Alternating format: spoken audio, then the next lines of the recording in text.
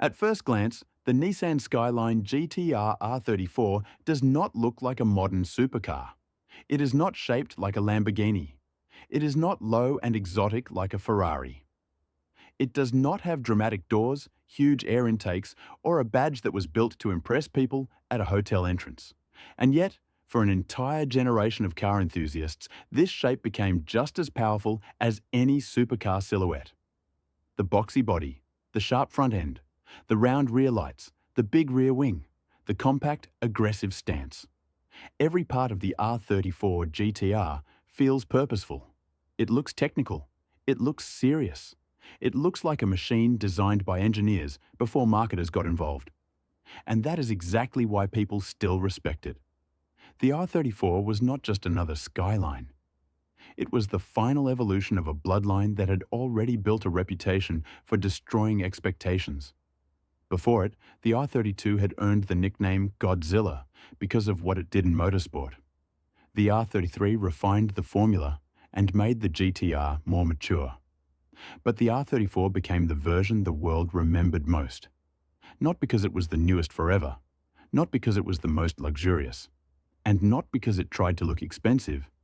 It became remembered because it felt like the perfect expression of the GT-R idea. A compact Japanese performance car with advanced technology, serious engineering, and a name that became legendary far beyond Japan. This was not a car built to follow European rules. It was not trying to copy a Porsche. It was not trying to copy a Ferrari. It was not trying to become something it was not. The R34 GT-R had its own identity. It looked like Japan's answer to speed. Focused, mechanical, technical, almost cold at first. But the longer you look at it, the more emotion you find in the details.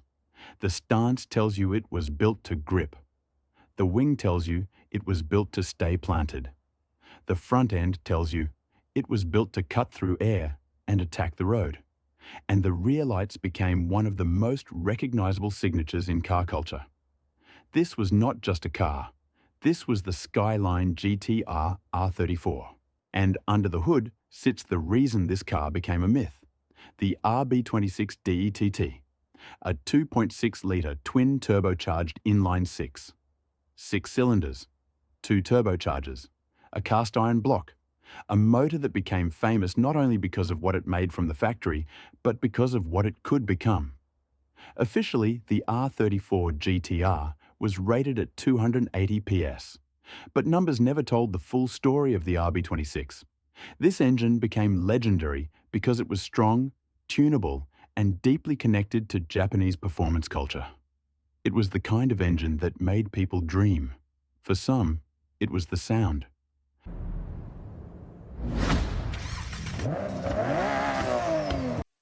This sound is not polished like a modern performance car. It feels mechanical, raw, boosted, alive. The RB26 does not need fake drama. It sounds like pressure building, like metalworking, like a machine waiting to be pushed.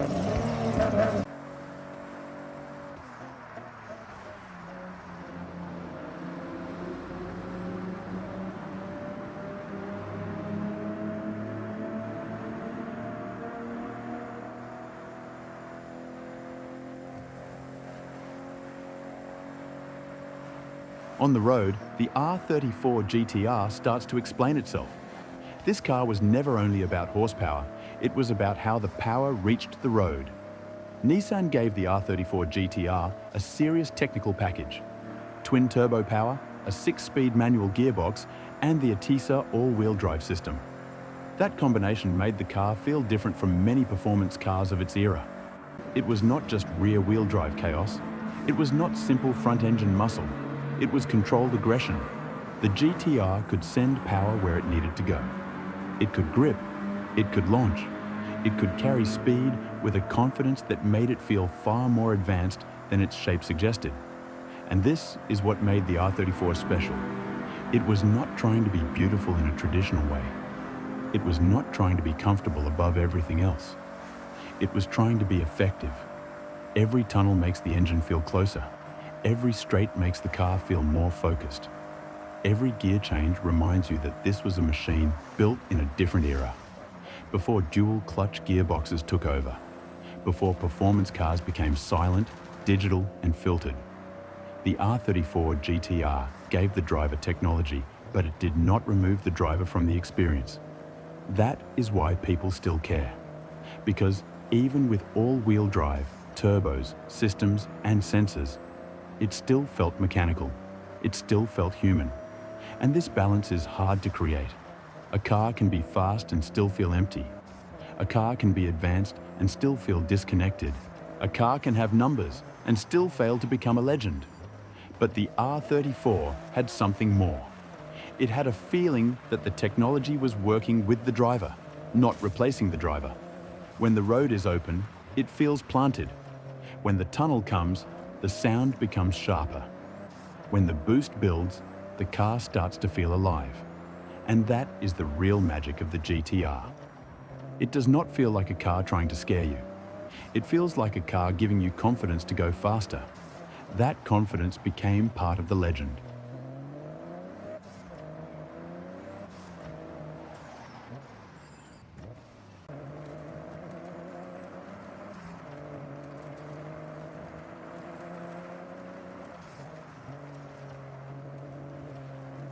Away from the city, the R34 feels even more mysterious. A dark road, trees on both sides, the sound of the engine moving through the silence. This is where the Skyline name starts to feel bigger than the car itself. Because the R34 GT-R was not born as a global supercar. It came from Japan. It came from a world of tight roads, mountain passes, tuning shops, street culture, motorsport, and engineering obsession. It was built at a time when Japanese performance cars were creating their own language. The Toyota Supra had the 2JZ, the Mazda RX-7 had the rotary, the Honda NSX challenged supercars with balance and precision, and the Skyline GT-R had the RB26 all-wheel drive and a reputation that felt almost untouchable. The R34 became the kind of car that people did not just want to own. They wanted to understand it. They wanted to tune it, drive it, hear it, see it in motion. It became a symbol of what Japanese engineering could do when it focused on performance without trying to copy Europe. The R34 did not need to be a Ferrari. It became something else, a legend with its own identity. And the darker the road becomes, the more that identity starts to make sense. This is not a car that feels soft. It does not feel like it was built only for comfort. It does not feel like it was designed to impress people who only read spec sheets. It feels like a machine with a purpose. A car that belongs on roads where the driver has to pay attention. A car that rewards focus. And in the quiet of a forest road, that is what stands out most. The R34 GT-R is not loud because it wants attention. It is loud because it is alive. It has a mechanical presence that modern cars often struggle to recreate. The way it moves, the way it builds speed, the way it carries itself through a road. Everything feels connected to an era that is now gone. An era before cars became too smooth. Before every mistake was hidden. Before performance was measured only by launch control and numbers. The R34 came from a time when technology was exciting, but still physical. And that is why its legend feels so strong. It was advanced, but it was not numb.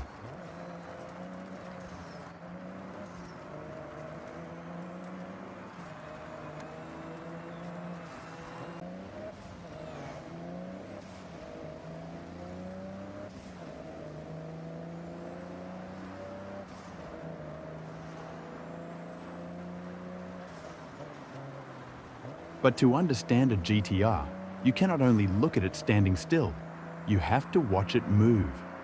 As the road opens and the mountains come closer, the R34 begins to feel like a car with a purpose. It was not built only for straight lines. It was built to carry speed through corners. The chassis, the all-wheel drive system, the steering, the gearbox, everything worked together to create confidence. And that confidence is one of the reasons the GT-R name became so feared. A driver could push it hard and the car would keep finding grip. It felt planted, focused, precise. Not because it was light like a small sports car, but because it was engineered to use every part of itself. The R34 was not simple, but it was effective. And on roads like this, effectiveness becomes emotion. This is what separates the GT-R from many other performance cars. It does not only ask to be admired, it asks to be driven. The car looks best when it is moving, when the road changes, when the corners start coming faster, when the engine is under load, and the chassis has to prove why the badge matters. The mountains are where a car either becomes more interesting or starts to feel like just another machine. For the R34, this is where the story gets stronger, because the GT-R was always about trust. Trust in the engine, trust in the grip, trust in the systems, trust that the car would help you carry speed where other cars would hesitate. And that is why the road ahead matters.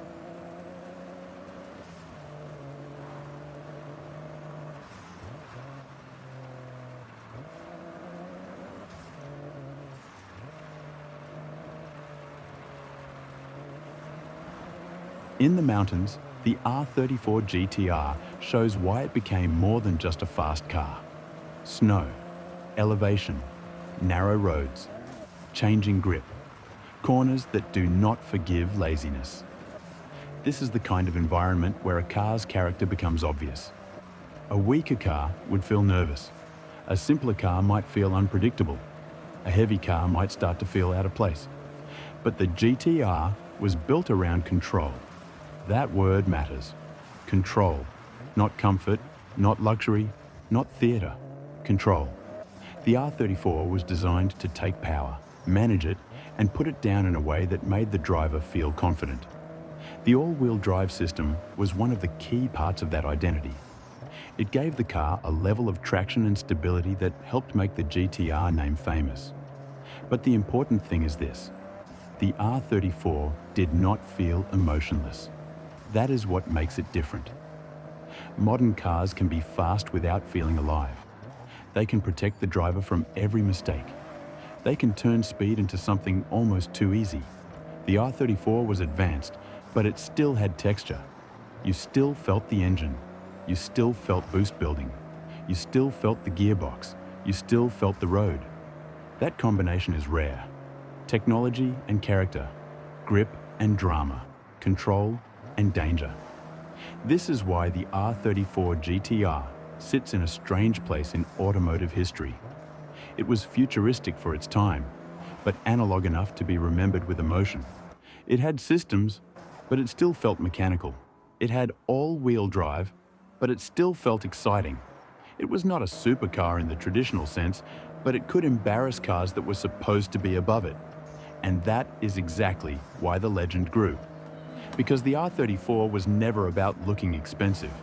It was about performance that felt earned. It was about a car that could take difficult roads and make them feel possible.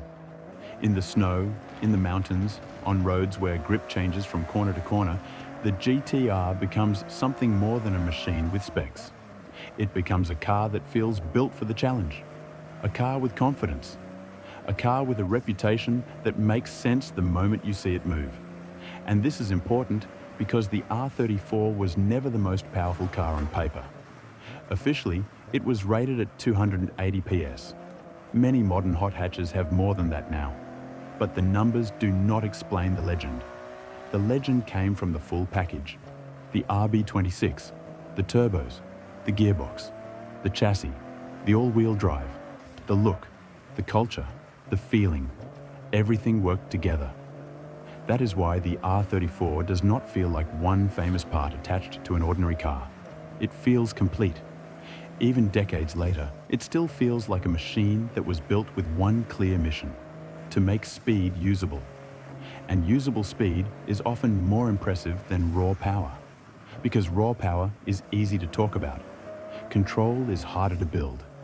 The R34 GT-R was built around control, and on a snow-covered mountain road, control becomes everything. And then, as the road comes down from the mountains, the R34 becomes calmer. The aggression is still there. The turbos are still waiting. The GT-R badge still carries weight.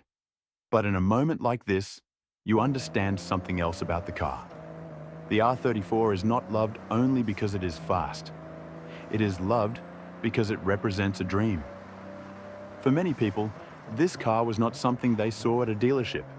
It was something they saw in games, in films, in magazines, on posters, on forums, in late-night videos. It became larger than life, a car that felt almost impossible to reach. And maybe that distance made it even more powerful. Because when a car becomes rare, forbidden, expensive, and legendary at the same time, it stops being just transportation. It becomes a symbol of Japanese performance, a symbol of tuning culture, a symbol of the late 1990s and early 2000s, a symbol of an era when cars still felt raw enough to dream about. The R34 GT-R did not need to be perfect. It needed to be unforgettable. And it was. That is why the car's reputation kept growing long after production ended. Some cars fade when newer, faster machines arrive. The R34 did the opposite. The more time passed, the more people wanted it. The more modern cars became filtered, the more the R34 felt special. The more performance became digital, the more this car felt like a lost language. And the truth is, nostalgia alone is not enough to create a legend. A car needs substance. The R34 had it. It had the engine. It had the drivetrain. It had the shape. It had the history. It had the culture. And when all of that comes together, a car becomes more than metal. It becomes a memory for people who never even owned one. That is rare, and that is why the R34 still matters. On the highway, the R34 GT-R feels like a machine built around focus. The engine is compact but strong. The gearbox is direct. The body is not exotic, but it feels purposeful. And the performance numbers only explain part of the story.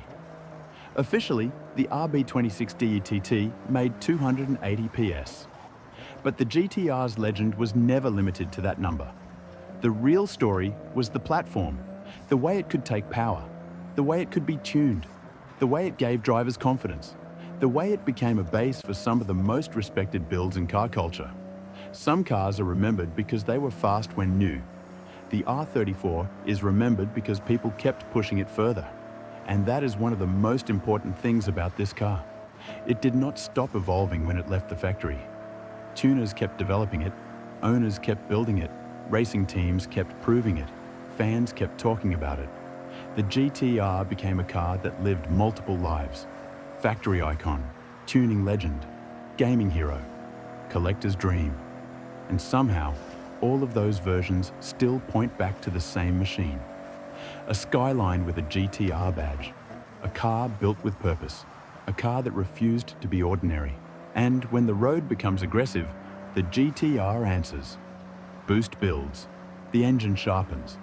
The car grips, pulls, and keeps moving forward. This is what made the R34 dangerous. Not because it was wild in the old muscle car way, but because it was controlled. It turned speed into precision. It turned technology into confidence. And it turned a Skyline into something the world would never forget. The R34 GT-R was not just fast. It was intelligent speed, mechanical speed, Japanese speed.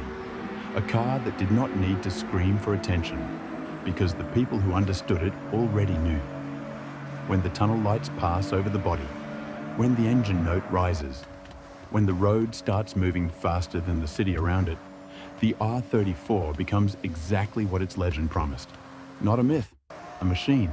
Back in the city, the R34 GT-R becomes quiet again.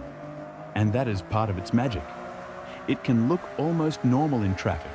A coupe with a wing, a badge on the grille, round lights at the back.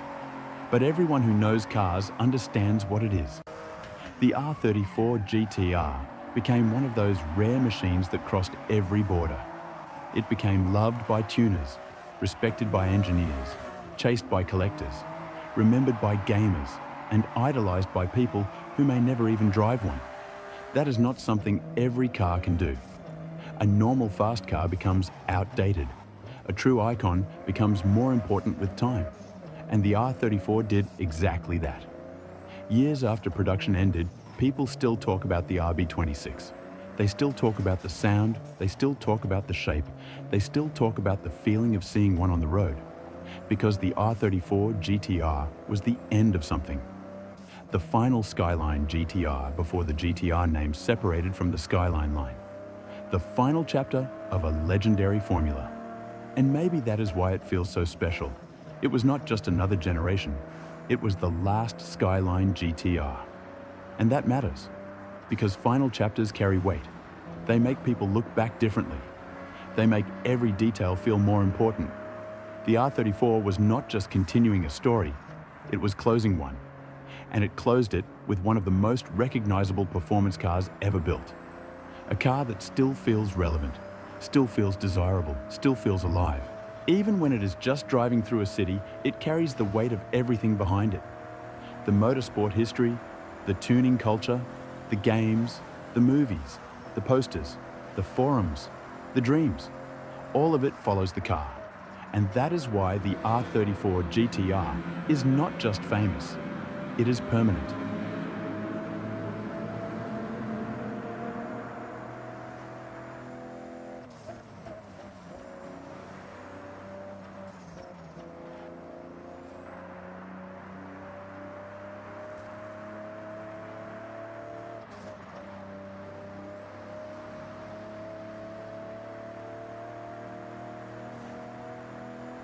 The Nissan Skyline GT-R R34 was never just a car with numbers.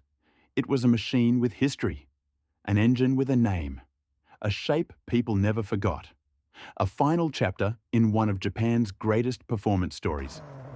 And even today, decades later, the legend still feels alive. The RB26, the round taillights, the GT-R badge, the Skyline name. Some cars become famous, but only a few become immortal. The Nissan Skyline GT-R R34 was one of them.